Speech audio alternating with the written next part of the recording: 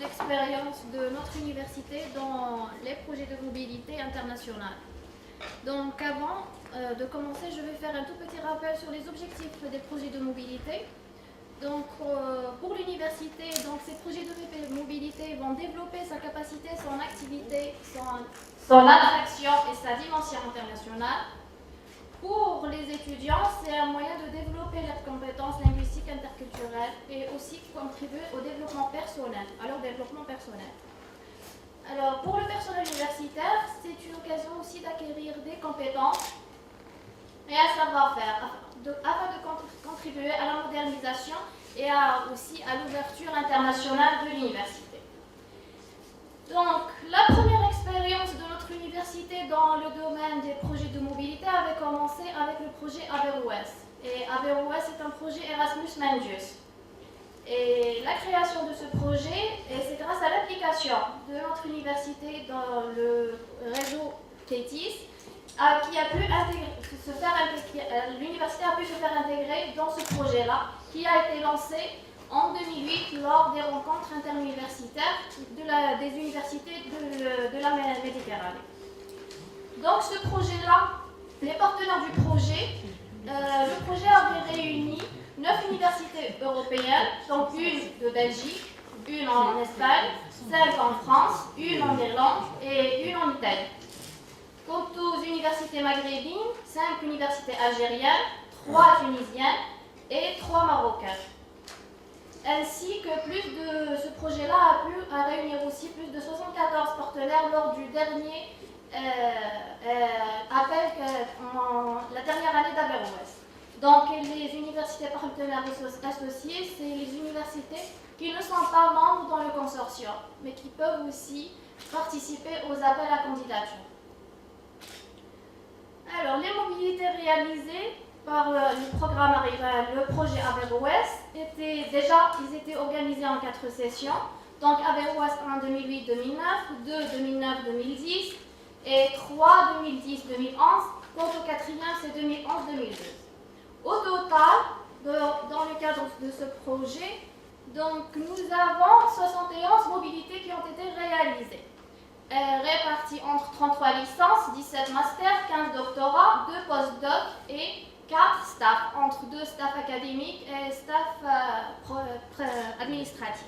Le second projet, c'était le projet Botota, qui est aussi du programme Erasmus Mundus. Botota aussi était retenu par la Commission européenne pour la période de 2013 jusqu'à 2017, avril 2017. C'est les partenaires, donc Botota a pu, le nombre de partenaires dans le consortium était 8 universités européennes, 3 universités de France, et c'était l'université de Rouen qui avait pris la coordination du projet, une en Espagne, Italie, Lituanie et Portugal et la Roumanie. Les universités maghrébines, c'était 4 universités algériennes, 4 marocaines, une tunisienne, une de la Libye et de l'Égypte. En plus aussi de 10 institutions associées. Pour les membres de ces mobilités, nous avions aussi trois cohortes, 2014-2015, 2015-2016, 2016 et 2017. Au total, nous avions 10 mobilités, 3 en licence, un master complet, un master, 3 doctorats et 2 stages académiques, bien sûr, et administratifs. Alors, pour ce qui est des projets Erasmus+, mobilité internationale de crédit, notre université a pu avoir une convention interinstitutionnelle Erasmus+, avec l'université de Perpignan, pour bien sûr un programme de mobilité pour licence, master, doctorat et un personnel académique et administratif. Le premier, c'était l'université de Perpignan via Domitia, c'est la coordinatrice bien sûr de ce projet. Quant aux universités non européennes, nous avons les 4 universités algériennes, 3 tunisiennes, 3 marocaines et 6 du Kazakhstan. Alors ce projet-là, c'était des conventions bilatérales, ça veut dire que la mobilité se fait vers un seul pays européen, donc vers l'université de Perpignan. Donc le premier appel a été lancé l'année passée, en mars 2016, et nous avons eu une mobilité pour un master en génie mécanique. Le second appel est en cours, il a été lancé en janvier dernier et le deadline c'est le 2 avril prochain. Donc pour les candidatures se font directement en ligne via le site de l'université de Perpignan. Nous avons aussi on a été contactés par quelques partenaires européens aussi pour l'appel à candidature pour d'autres partenariats. Nous avons candidaté. Et normalement, en mars, nous aurons une convention interinstitutionnelle pour des projets de mobilité pour l'année 2017-2018 jusqu'à 2019. Voilà, si vous avez des questions. On voit que les mobilités, enfin l'appel à candidature de mars 2016, qui a une seule mobilité. Il y a les spécialités qui ont été proposées par Perpignan et aussi la phase de l'ouverture de cet appel-là, la mise en site de l'appel qui est venue le mois de mars. Déjà, nous, les étudiants en Master 2, ils sont déjà sur leur sujet de mémoire. Et les étudiants qui sont en licence, qui peuvent postuler aussi à cette mobilité, le temps de faire le dossier et aller en septembre de la rentrée prochaine, eux, ils ne seront plus étudiants à l'université. On attend peut-être un nombre plus important pour l'appel à candidature de cette année. Parce que c'est fait un peu plus tôt que l'année dernière, c'était la première année du lancement du projet. De la première année, il y a eu deux appels. Le premier appel, je crois, en janvier. On n'a rien eu. On n'a pas reçu.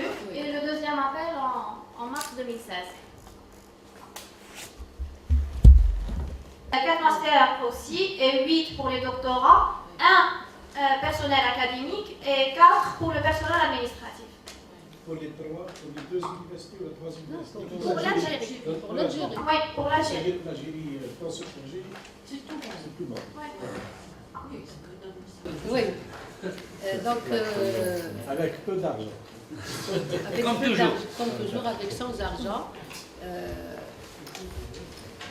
Je suis bien contente qu'on est arrivé quand même à faire cet échange, à éclaircir un peu les choses. Demain, on se retrouve pour les collègues qui sont invités aussi pour demain. Et il y aura d'autres pour vraiment voir les projets européens recherche. On va parler un petit peu d'Erasmus+, avec le projet H2020. Ce sont deux membres de la commission, de la cellule Camper, qui vont animer la journée de demain.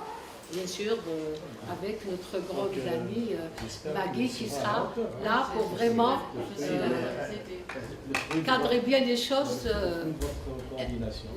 Demain, ils vont être à l'exercice. C'est vrai, ils sont là, mais vous êtes là pour vraiment, pour les autres, pour ceux qui sont dans la salle. Pour eux, vous aurez une vision, Mais pour la salle, ils auront besoin de votre expertise et votre aide pour essayer, même avec Kazé. Madame Zarté, bien sûr. Madame Zarté, c'est elle maintenant la pièce maîtresse. Maintenant, on va retourner vers elle parce qu'elle est le point contact national algérien par rapport à Erasmus, plutôt par rapport à H20. Donc, c'est vraiment. Tout à l'heure, vous parlez de recherche. Ça va retourner vers vous. Donc, on va y aller. Je crois qu'on va travailler, j'espère, Inch'Allah, bien ensemble. Je vous dis merci et passez une bonne soirée et à demain.